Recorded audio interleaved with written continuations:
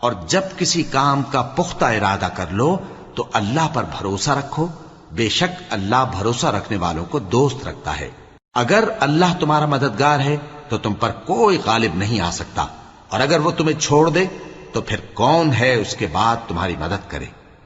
اور مومنوں کو تو چاہیے کہ اللہ ہی پر بھروسہ رکھیں، اور کبھی نہیں ہو سکتا کہ کوئی پیغمبر خیانت کرے،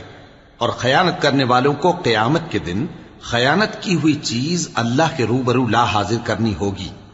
پھر ہر شخص کو اس کے اعمال کا پورا پورا بدلہ دیا جائے گا، اور ان کے ساتھ بے انصافی نہیں کی جائے گی۔ بھلا جو شخص اللہ کی خوشنودی کا تابع ہو